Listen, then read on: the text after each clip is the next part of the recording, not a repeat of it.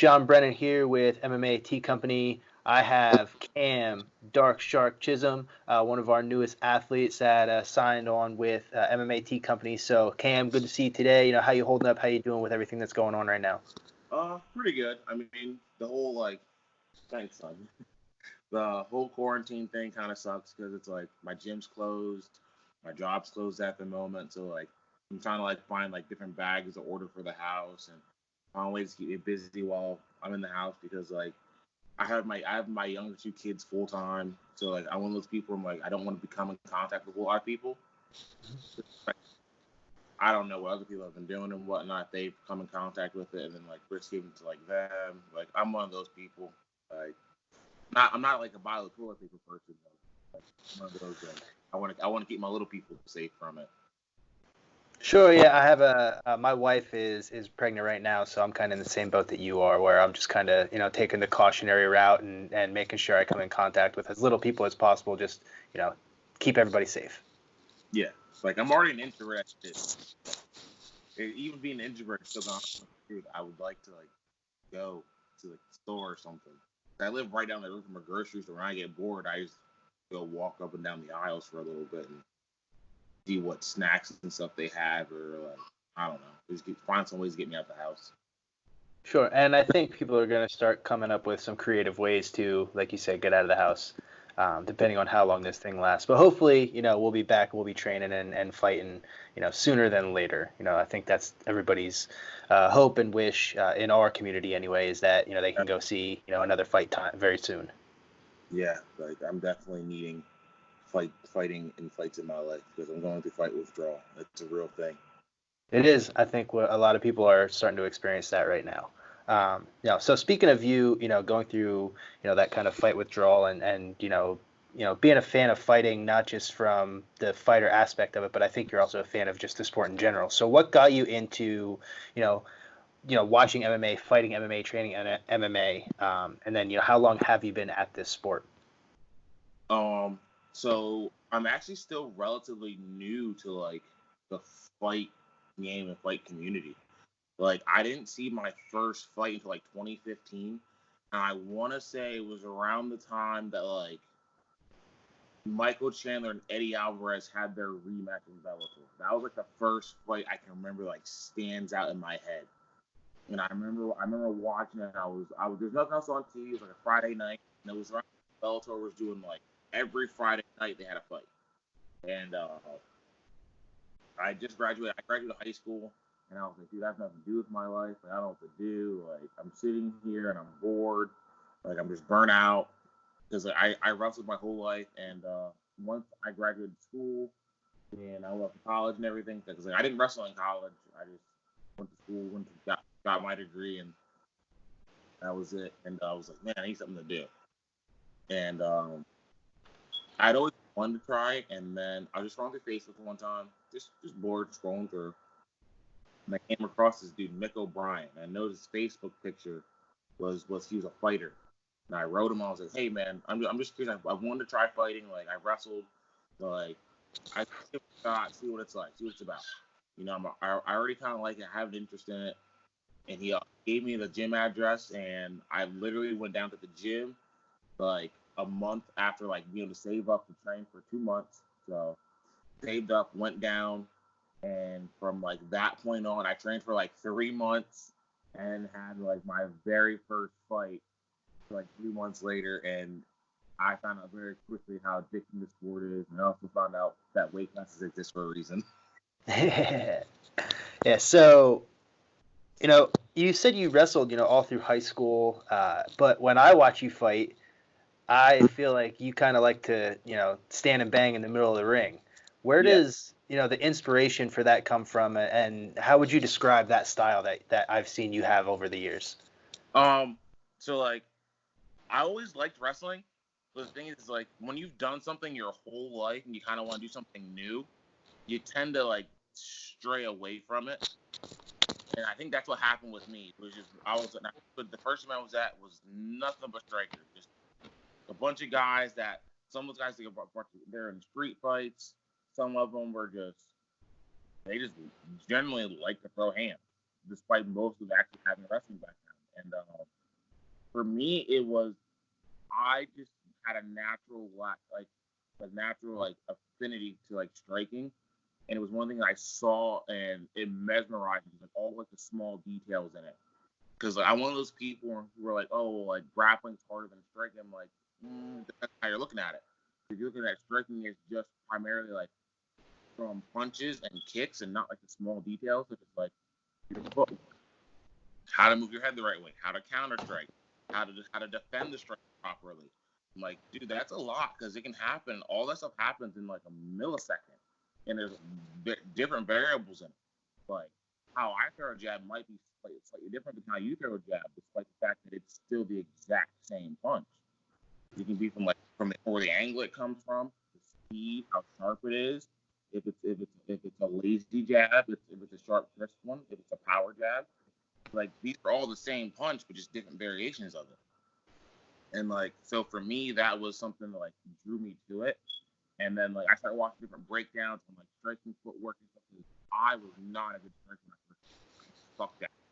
I couldn't throw a punch or a kick to save my life. And I'm like just going through YouTube researching, and I came across a BJJ Scout video of Dominic Cruz, and it was all like his striking and footwork going into like his wrestling. And from that point, I was like, dude, striking is complicated, and I love it. And that kind of helped develop like that style that I have. Because I know if I need to wrestle, it's there. At the same time, so I've also predominantly used it more defensively. Like, I would like to stay on my feet because then I feel like that's my better path to victory. Like your path to victory. And for me, like, and it's not a surprise, but you've seen my fights. A lot of people know my greatest path to victory tends to be through striking, whereas like other people's, it's through their wrestling. And like, there's nothing wrong with that. Like, that's part of what you're supposed to do. You take what's available to you. You know, like you shouldn't go away from like your game plan or your skill set will work for you. Like, that'd be stupid. Sure, and I think that I had a conversation with Bill Bookwall yesterday, and kind of what you're discussing here is the one thing that he wanted amateurs to hear from him was that just because you're good at something doesn't mean that you should rely on that thing coming up through, especially the amateur ranks. Because once you get to that pro level and you meet up with somebody who's just as good of a wrestler as you is, just as good of a striker, when that's the only thing you rely on, then it comes to, well, what's next in your arsenal? And if there's that thing that's not there, that person's going to expose you. Yeah. Prime example, Ronda Rousey. Like, I love Ronda. Like, I think she's kind of a crappy person, but like her persona stuff. But like, if you look at her as just a fighter, her judo was really, really good, and it got her really, really far. Like, world titles in 2 different top tier promotions, Strikeforce and the UFC. And like, and she made for King of the Cage, which is a very good like regional area promotion, if you want to call them. They're like that. We're in that weird area where like they're up there, but like they're still kind of regional. Mm-hmm. But she fought for them, and she made through all that with just her judo and arm bars. And then you look and like you see her fight like someone like Holly Holm, who's a world class striker and kickboxer and boxer, and she has no answer for anything because what she relied on no longer worked. And then she fights Nunes. And I mean, I think we all expected how that fight to go the way it did. So like, fought Nunes, and it's like, you didn't develop anything from getting kicked in the neck. Like, stayed the same. You can't do that. Like and that to me is why I think GSP and even John Jones are like some of the top tier fighters that like we'll come across in fighting, because when one aspect fails, they can go into something else. Or even guys like Michael Bisping. Like, I was watching Michael Bisping's fight versus Dan Henderson last night, his rematch, and I was like, if you watch it, like, there's nothing he does exceptionally well, but he has that one key component that I think a lot of fighters, especially young fighters coming up, and even myself, don't have it, and that's the ability of mixing it up, of going fluidly from striking to wrestling to jiu-jitsu and then back. Like, that's where that first M comes from. Like, if you look at all the best guys in the world, they all can do that one thing. They can all fluidly go from one to the next, or do two all at the same time. Like DC in his dirty boxing, he'll throw a hook, and at the same time he's throwing the hook, clinch behind your neck, and start throwing right-handed uppercuts. So like he's now using a form of grappling along with striking. He's mixing two elements together, and I think that's a thing that like a lot of fighters don't necessarily have, and it messes us up because we get so comfortable and all right, well I'm like, and I've done it. I'm like, oh, I'm a striker. I have to strike with this guy. I can't grapple with him. I can't do this. I can't do that. But the problem with that is because like you look at my fight with Jason Manning. Jason's a really good wrestler. Because he's such a good wrestler, it limited a lot of my arsenal. Because of like the first time I knew, like I was like, I can't throw body kicks on him. He's gonna catch one, take me down. Third round, what happened? Literally, just I was thrown in the fight, mental lapse, throw a body kick, I get taken down. And I'm like, you're a moron. Like you knew that was gonna happen. Why would you do that? But if I had relied more on my wrestling more that fight, and taking a couple takedowns or even like initiate some clinches, it gives them something to worry about. So like you can't be a one-dimensional person. You have to give, even if you're not good at it, you have to at least give them something to think about because it sticks in your mind. It sticks in your subconscious, even if like you're not actively thinking about it. I think like that's a good point. Is you definitely can't, especially when you're a pro, you can't become a one-dimensional person, and it's such an easy thing to do. And you can do it without even realizing it. Especially guys that are like wrestlers that can become like they get a knockout. Oh, dude, I see it happen to those guys all the time. They're like the predominant ones it happens to. They get that one knockout punch, and they're like, I got power in my hand. And then they stop wrestling. Why? Why would you do that? Don't do that. Right? Kevin Gastelum did it. When Kevin Gastelum came off the Ultimate Fighter, he was wrestling people, taking them down and whatnot, and then he started knocking everybody out. And he hasn't really shot takedowns in recent years at all, for the most part. Sure, I think you see that in a lot of wrestlers. They get that one, they fake that double leg and they get that big overhand right and it connects and they realize what kind of power they have and then they fall in love with their hands. You see guys like Aaron Pico who did it. He's a world class wrestler and then he starts knocking people out and then he's getting put to sleep because he wants to stand and bang. Yep. So you talked a little bit about the first M, in mixed martial arts, and I think a big component of every good fighter is like what you said. They can fluidly go from one thing to the other. So when you're in training, you're however many days a week you're in the gym. How often are you training one specific discipline, whether it be your wrestling, your jiu-jitsu, your striking, and how often are you putting them all together and training pure mixed martial arts and going, with the little gloves on?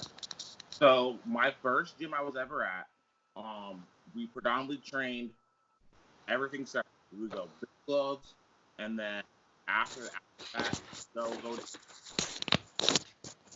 was cool. Like I didn't mind doing that. That was cool because like I didn't know any better. And then my next gym I went to, similar thing. And then I went to my third gym, the one where I was at before this camp. I was there and I kind of got to structure my own like schedule and how I wanted things to go. And for me, I realized while I was there, I was like, if you really think about it, it doesn't make sense to only do increments all the time of MMA. Like, no one's gonna let you just kickbox with them. And one, using big gloves doesn't necessarily translate well to MMA to begin with because the striking's different. You got a bigger glove on so you can hit more surface area. Your blocking's different. So like, I didn't like doing that. And then, when I got to go there, I was like, I trained more MMA specific stuff. So I would say like, if I went like 5 days out of the week, I was doing like 3 to 4 days was like MMA days, and then like another 1 or 2 days would be like designated to a specific thing. And then if I were going like a Saturday or something, it'd be like, all right, we'll go like striking and then wrestling, and then we'll do MMA stuff. So, Got you. but now the gym I'm at currently, literally everything we do is geared directly for MMA. Like everything we do involves little gloves, clinches, working against the wall because as you know, that is the most grueling part of fighting. Mm-hmm. That part sucks. When people talk about, oh, you have bad cardio, is it really just bad cardio, or is it like if you just got put against the wall and have to fight off the wall the whole time? Because that's draining, man. That's a really, really draining thing to do, and I don't think a lot of people who aren't fighters or trained understand how grueling that act is on both parties. Like that is not an easy thing to do. Like those dudes that can do that and not get tired, they're freaks of nature. Just think if they don't do that, like they could probably do whatever they want in the fight for as long as they want without getting tired. And Yeah. I mean, most of my fight camps, that's the majority of my camp is spent getting up off the cage, turning my back off the cage, and then putting somebody on the ground on the cage because every fight's going to go there, right? At some point, you will have your back on the cage or your opponent's back will be on the cage, and most of fights are won or lost in that position. Yep, I can agree with that for sure because I've lost fights in that position, and like looking back on it, like now like I'm older and more mature, I can look back and go like I didn't prepare for that situation like the way I should have. But Sure. I was younger, like I didn't quite have the understanding. I also didn't have like the knowledge that I have now, like of that situation. But like that's a really grueling part of fighting. And my fight camp now, like even when I don't fight coming up, that's one of the first things we do. Literally, we go in, we warm up, and they'll be like, "All right, on the wall, one person gets on the wall. We're practicing takedowns off the wall, clinching off the wall. We'll have sparring rounds where literally you have to just be clinched the whole time and pressuring someone to the wall. To either A, get a takedown, or B, like just work them. Like that's it. And we'll get done. Like that's just like part of our warm up. We get done, we're all drenched in sweat, we're tired, we're burnt out. We're like, dude, this sucks. This is. And the one thing everyone says, we all look at each other and we go, well, we know what's gonna happen. Like it's undeniable that it's going to happen. Like you can't avoid it. Yeah, and I think that, you could be in as great shape as you want, but then, like you said, it's going to come down to that time where it's kind of fight or flight, right? Everybody's tired. You get to the third round, and you kind of just got to push through and, have that mental toughness to get through that last round of the fight. So how do you approach, the fight game mentally? How do you, find that mental strength in the way that you fight and going into these fights in the cage? So part of that is attributed to because it's changed a lot since I've gotten older. When I first started, I always like I want to be champion. I want to be champion. I want to be champion. That was my thing, and I think that's a pretty common thing amongst fighters, whether it's regional or like your like the higher promotions. That was like my go-to thing, and I just wanted to do it because I was like I wanted to prove it to myself that I could do it, and that was my mental go-to, and around in 2016, so it was my first year fighting. November 1st, I lose a really good friend of mine. Like, he passed away, and it really messed me up like deeply. And like a month after that, I fought WCC, and I got my very first knockout. And that fight, I was just so intense. I was like, it's not about for me. It wasn't about winning or losing at that point anymore. I was like, I just want to. I want to make. I want to make my friend Brendan proud. That was it. That was the only thing I was looking for. I didn't care if I won. I didn't care if I lost. Like I just wanted to fight because I was like, he didn't get to. He was young. He was too young for it. But he was like 17 when he passed away. So he never got a chance to fight. And he was really talented, and like it like bummed me out because like we were the youngest two kids in the gym, and like we like got along really well, and it really stuck with me. And so like now every time I take a fight, it's like I always say like it's for Brendan, it's for Brendan, it's for Brendan. Like who I want to succeed for. That's my like mental anchor.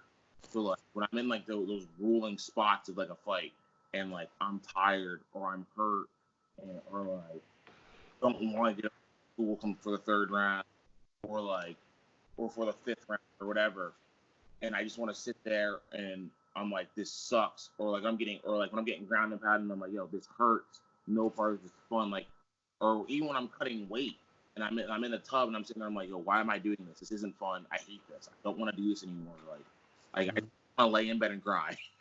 And that'll be the thing I go through. I'm like, no, you can't.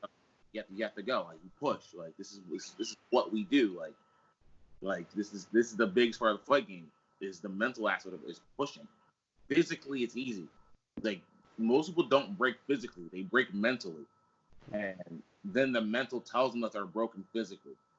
And I was like, I don't want to be one of those people. Like I'm going to go until my body says you can't go. I don't want to be one of those guys where I look back on it and go, I could have gone a couple more. Like I want to know, like when that bell rings, I did everything I could, and my body said, no, that we've had it. And so for me, that's my mental, because I'm an emotional person, especially when it comes to fighting. Like you see me in the back times, like I'm nervous, like I cry, scared. Like I have no problems admitting that I'm scared. Like I say it all the time. People are like, oh, you're a fighter, you're tough. No, I'm not. I'm scared. I'm scared the whole time. Like it's a very emotional thing for me, and it's stressful. Like 1,001 things can go wrong. Like the percentage of things to go right to go wrong is even close. Like things can go wrong that you wouldn't even think can go wrong. There's people that have walked out of the fight and slipped on water and got concussions. That was it. Like it's crazy. And like at any moment, like I know in a fight, I have 4 kids. Any moment in a fight, I know I can get hit and not remember any of them. Like that's terrifying to me. Like you can get knocked out and never wake up again. Like you can do something you've done 1,000 times. Throw a kick, they check it, and your leg snaps. You know, you can throw a punch, they slip, you miss, you punch the pole and break your hand. Crazier things have happened. And for me, it's like, dude, all these little fears come together, and they do weigh on it. Like I'm like, dude, I'm scared. I'm so scared. I'm terrified. And then, like as I'm walking out, and they come get you to go out, and you're walking down to the cage, and your music's playing, and like for me, like my legs are shaking, my hands are twitching, and then like my Disney songs play, and I'm like, okay, it's cool. I'm all right. I've been here before. This is new. Like I'm okay. It's just deep breath, walk out, and let it fly. If it works, it works. If not, hey, back to the drawing board. It is what it is. At the end of the day, fighting is only a small portion of my life, and I do it because I love it. Like I don't want to be one of those people that like solely depends on. I don't want to become like every, because I did that at one point. Like when I tore my ACL the second time, I went through a depression because I was like, I don't know what to do. Like, what do I do? Like I can't fight. I don't know who I am. And so that helped a lot, was learning that it doesn't have to be like that, and finding. I think that a lot of fighters should do is find that mental, whatever it is for you. Don't tell other people. Whatever works for you, keep it and keep a hold of it. Something that like it's deeply important to you. So when hard times come, you can.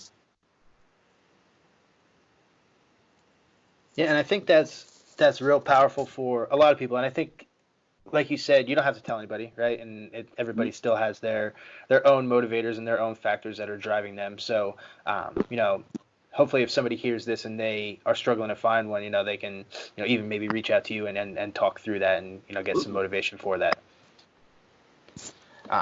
So you did mention one thing that I want to kind of circle back on. Your walkout songs, right, are very unique. Yeah. Why the songs? And where do you go? Where do you pick the motivation for them? All right. So it initially started for like my very first title fight, and it was my friend Brendan's idea. He was like, dude, he's like, you should walk out something different. And I was like, I'll walk out to I just can't wait to be king.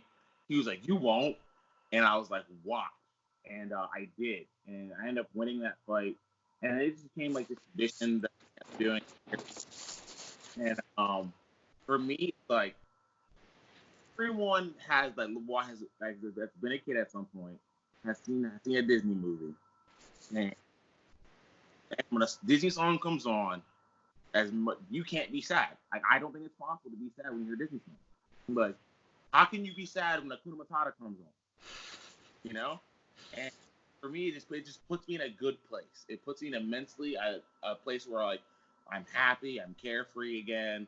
It takes me back to like a happy part of my childhood, and I'm like, okay, cool. Plus, like it's cool to walk out and like there's a few little kids in the crowd and they can sing all the words to it, and like, you see like all the generations of people and they all know this song. So like that to me is cool. I'm like, all right, cool. Plus, it works as a really good tactic to throw someone off if like they walk out to like their heavy metal music or like their rap music. Like, and then also they have to hear like this kid from the Kids Bop music playing. They're like, this like, are you serious? So it's a that it also works. Like it was an accident, but it also works as a little bit of like mental warfare on people. But it just genuinely makes me happy, and I think that it that's a good thing. Like I don't think people should fight angry or sad. Like I think that like fighting in itself is already a stressful thing. That's like I don't want to feel any more amped up or hyped up. Like I want to feel happy. I want peace in my life. And how I pick my song is literally I'll just be sitting here and literally most of my like workout playlists is Disney songs. So that's what they are because they make me happy. And I'll actually let my kids vote on which one I walk out to. So Awesome. they always get to decide on which one it is, and I try not to have repeaters, but sometimes there's a couple ones that are just so good I know I'm gonna have to repeat them at some point. So that's where that comes from because like it's like a family thing now, you know, because since I've had kids and everything, so it's something that they can be a part of with the fight life because my younger two come because they're still babies. But my older two don't come to my fights. Just some fact of like I said, there's so much unpredictability that can happen. It's a crazy thing, and there's some stuff that might happen that I would like to keep them from seeing. Like I know there's gonna come a point in time where I'm gonna have to take them, but for now they're my little people, and I want to shelter them as much as possible. Sure. That makes sense. So, right, the Disney songs, they make you happy. Let's talk about a couple other things that make you happy. What's your favorite fast food? Uh, I don't know. I want to say Taco Bell. Taco Bell's like definitely like top two. Like Taco Bell is definitely something that like makes me happy at all times. Right on. All right, so next one. Would you rather, as a a dessert, would you rather have chocolate or like a hard candy or gummies? Ooh, chocolate. And then, what would your favorite kind of chocolate be? Chocolate bar, just straight chocolate. What would that be? Um, chocolate milk. Dude, Chocolate milk. I love chocolate milk. Like Any specific kind? no. As long as chocolate milk, I'm happy. Like at weigh-ins, I go to Denny's and get the same thing, and I have to get a glass of chocolate milk because if I don't, I feel like I'm cursed. Like it's the only fight tradition I really have, but one of the few that I have where I'm like, this cannot be broken. Like, don't break that. I need chocolate milk before the day before my fight. I don't know what it is, but it's just something that like just happened one day, and I was like, chocolate milk is definitely a go-to. Gotcha. If we fight on the same card after this is all over, I'll bring you some good Lancaster County chocolate milk. Dude, oh that'd be a whole. All right, so I got two more for you. Okay, So you walk out to the Disney songs, right? What's your favorite Disney movie? it's a toss up between two, The Lion King and Oliver and Company. Okay, we'll just leave it at that. You could have two, that's fine. And then the last one that I have for you, your favorite cartoon. So not, a Disney movie, anything like that. Like you wake up Saturday morning, you're watching cartoons as a kid. What's your favorite cartoon? Teen Titans. Teen Titans. I'm a big All right. Teen Titans is the way to go. Right on. Well, Cam, it was a pleasure today. I appreciate you jumping on with me. I miss everything that's going on. Anything else you got on your mind before we go today? The one thing I do want to say is like I don't know whoever's watching, but like I'm one of those people where like if you're ever going through something for any reason, mentally, emotionally, physically, whether you're in an abusive situation or you're sad, you're down, you want to talk to someone, by all means, please reach out to me, get a hold of me. Like, I'll talk. Like, if you're feeling suicidal, I'll literally stay with you all night to talk to you. Like, well, please, like, don't hesitate to talk to me about anything. Like, man, woman, child, like, it absolutely does not matter. Like you want to talk about fight stuff, cool, but like at the same time, like I'm not just a fighter, I'm a father too. I'm someone's kid, I'm a grandchild. I'm someone who battles mental health and mental illnesses. I'm always super open about that. So like, by all means, like, please, if you need to, reach out to me and I'll talk to you. Like, we can FaceTime, we can Skype, you can call me on the phone. You can message me, like whatever suits you. I'm one of those people where like never hesitate to get a hold of me if you want to talk about something, especially if you want like a non-biased, non-judgmental viewpoint. Because listen, you can tell me anything, and I think everyone should have like a personal vault. And like for me, it's some of my best friends where like I tell them stuff and it never leaves us. So like if you want, I'll be your vault. Whatever you say gets locked away. Probably because I'll forget. But either way, like if you need someone to talk to, by all means, like my inbox is always open. So by all means, never hesitate to get a hold of me. Reach out to someone, please. You don't have to struggle and be alone with your mental health. Like I know how much of a struggle that is, and I wouldn't wish that on anyone. So just get a hold of someone, please. That's the one thing I want to say. Awesome, Cam. Appreciate that, and I'm sure there's a lot of other people who are listening who appreciate that as well. So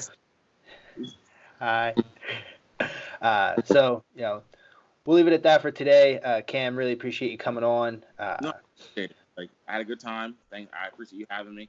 Like it was an absolute blast. I love getting to like talk and express some stuff and let people know more about me. And it was an honor. I truly appreciate it. Yeah, man, for sure. Hopefully, we'll see you in person on a fight card soon. Hopefully, that's the point. Yes, sir. Take care. Have a good one. You too. Thank you. Yep. Thanks, Cam.